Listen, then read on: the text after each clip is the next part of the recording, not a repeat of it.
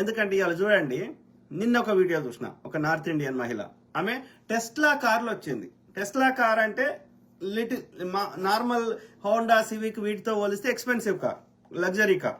అంటే ఇంకా రోల్స్ రాయలు, ఆ పెద్దవాటి యొక్క పోర్షులు వాటికంటే తక్కువ కావచ్చు, కానీ బట్ నార్మల్ మన హోండా, ఇప్పుడు ఇండియాలో అయితే హోండా, ఈ టయోటా కూడా మంచి లగ్జరీ కారు.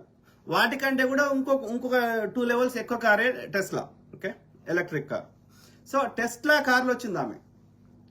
నీకు వీడియో కూడా షేర్ చేసిన ఫేస్బుక్లో. ఓకే, నార్త్ ఇండియన్ మహిళ, ఆమె పేరు యోగిని వర్మ అని ఉంది. ఆమె నార్డ్ స్ట్రాము, అంటే ఇప్పుడు మాల్ లాగా డిమార్ట్ ఇట్లాంటి మాల్లో వచ్చినాయి కదండి. సో అట్లా నార్డ్ స్ట్రాము, జే క్రూ ఇట్లాంటి స్టోర్లకు పోయి ఆమె కార్లో ఎన్ని ట్యాగులు తీయని వస్తువులు దొంగతనం చేసింది. వాళ్ళ హస్బెండ్ కూడా టెస్లా కార్ నడుపుతున్నట్టే వాళ్ళకి ఒక సొంత ఇల్లు, ఒక ఇది అబోవ్ మిడిల్ క్లాస్ బతుకుతున్నామే. చూడ్డానికి కూడా మంచిగా జీన్స్ టీ షర్ట్ వేసుకుంది, ఒక మోర్ దాన్ మిడిల్, ఒక 50 పైన ఉంటుంది ఆమెకు. అట్లా ఒక బ్రేస్లెట్ 2300ది స్టోర్లకు పోయింది. ఆ బ్రేస్లెట్ చూసి చేతికేసుకుంది, వచ్చేసింది కావాలని. అంటే ఒకవేళ దొరికితే అయ్యో సారీ అని చెప్పడానికి, తప్పించుకుందామని. సో అట్లా కాకుండా ఒక $1000 వర్త్ అన్ని సామాన్లు, అన్ని బ్యాగులు, అన్ని స్టోర్లలో పోయి దొంగతనం చేసింది.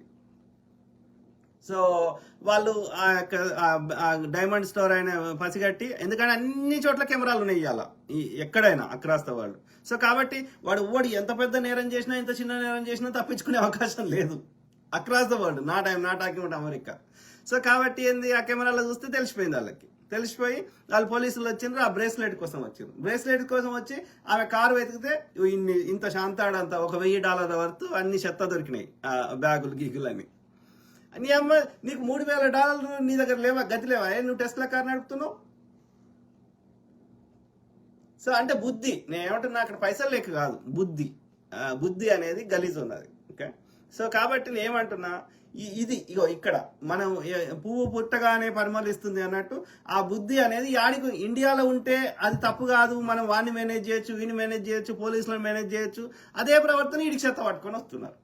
ఇప్పుడు అమెరికాలో కులపిచ్చి ఉంది, వీడు వెల్మోడు, వీడు రెడ్డోడు, వీడు కమ్మోడు, వీడు కాపోడు, వీడు మాదిగోడు, ఇంకోటి ఇట్లా ఎందుకు వస్తుంది? అమెరికాలో కూడా ప్రతి ఒక్కరికి కుల సంఘాలు ఉంటాయి. ఈ కులపోడితోటే దోస్తీ చేస్తాడు, ఈ కులపోడే మీటింగ్లు పెడతారు. కాలిఫోర్నియాలో అయితే వాళ్ళు చట్టమే తెచ్చారు ఏకంగా, ఈ కుల వివక్ష ఉండొద్దని. ఎందుకంటే వీళ్ళకి తెలియదు కులం గురించి, వీళ్ళకి రంగు గురించి తెలుసు కదా. సో అంటే ఏమైతుంది అక్కడ సారాంశం ఏంది, ఈ చెత్త మన దేశంలో ఏ చెత్త ఉందో ఆ చెత్తని మనం ఏడిపోతే ఆడికి పట్టుకోతున్నాం. చెత్త అంటే మన ఆలోచన విధానం, ఆ అలవాట్లు. ఓకే, కాబట్టి ఏమంటున్నా, ఆ చెత్తను మన దగ్గరనే రూట్ కాజ్ ఏడుందో ఆడ ఫిక్స్ చేసుకుంటే ఆ చెత్త వేరే దగ్గరికి పోదు కదా. మన దగ్గర ఎవరినైనా మేనేజ్ చేయొచ్చు, చట్టం పేరుకే ఉంటది, కానీ ఆ చట్టానికి విలువ లేకుండా ప్రవర్తిస్తున్నాం. ఎందుకంటే వీని వెనకాల 100 ఓట్లు 1000 ఓట్లు ఉన్నాయి కాబట్టి, ఈ కులపోడు ఉన్నాడు కాబట్టి వీడిని ఏమన్నా అంటే ఈ కులపోళ్ళ ఓట్లు మనకు పడవి కాబట్టి, అట్లా ఈ వ్యవస్థను నాశనం చేసి చట్టాలు పేరుకే ఉండి బలహీనుడి మీదనే చట్టాలు పనిచేసి, ఏ కొంచెం బలం ఉన్నోడైనా ఆ చట్టాన్ని అధిగమించి వాడు తప్పించుకొని రావచ్చు, వాడు చంపి కూడా వాడు 4 పైసలు ఇచ్చేసి తప్పించుకోవచ్చు. అంటే అది పనిచేస్తలేదు వేరే దేశాల్లో. కాబట్టి నేను ఏమంటున్నా, అది ప్రపంచంలో ఎక్కడున్నా, మన దేశంలో ఉన్నా, ఆ కనీస ఇంగిత జ్ఞానము, ఆ యొక్క ప్రపంచంలో ఏ చట్టం ఏది పెట్టినా దానికి ఒక పర్పస్ పెట్టిర్రు, దానికి ఆలోచించారు, దాని మీద చర్చలు చేసిర్రు. కాబట్టి ఆ చట్టాన్ని గౌరవించాల్సిన అవసరం ఉంది. ఒకవేళ చట్టం అప్పుడున్న ఆలోచన విధానానికి ఇప్పుడున్న ఆలోచన విధానం మారితే ఆ చట్టాన్ని మార్చుకోవాల్సిన అవసరం ఉంది. అందరి ముందరి చర్చ పెట్టి అందరికి ఆమోదయోగ్యంగా. కానీ నువ్వు చట్టాన్ని నామకే వాస్తు చేసి ఒక బలహీన మీదనే చట్టం ప్రయోగిస్తా, మిగతా వాళ్ళందరూ చట్టాన్ని పాటించకుండా దాన్ని ఇది చేస్తా అంటే మరి చట్టంకి అర్థమైంది, అది పెట్టిన పర్పస్ ఎందుకు, దాని మీద చర్చ ఎందుకు?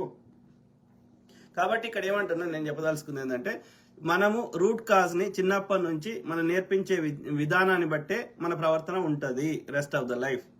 కాబట్టి ఒక ఏజ్ తర్వాత మొక్కై వంగనిది మ్రానై వంగదు. అంటే ఒక ఏజ్ తర్వాత మనం మారుద్దామని ఎంత ప్రయత్నం చేసినా వాడికి దెబ్బలు తగిలి, ఆమెకు దెబ్బలు తగిలి, వాళ్ళకు బ్యాడ్ ఎక్స్పీరియన్స్ అయ్యి జీవితంలో చాలా నష్టం జరిగిన తర్వాత వాళ్ళు తెలుసుకుంటారు, నేర్చుకుంటారు. కానీ అప్పటి వరకు పుణ్యకాలం అయిపోతుంది, జీవితం అయిపోతుంది, శిక్షలు వేటలు పడతాయి, సావులు వచ్చేటోళ్ళకి వస్తాయి. కాబట్టి ఆ స్థాయికి దాకా రాకుండా ఉండాలంటే చిన్నప్పటి నుంచే మనం సరైన పద్ధతులు నేర్పించాల్సిన అవసరం ఉంది అనేది నేను ఇక్కడ ఓవరాల్ చెప్పదలుచుకున్న సారాంశం. ఆ క్రమంలో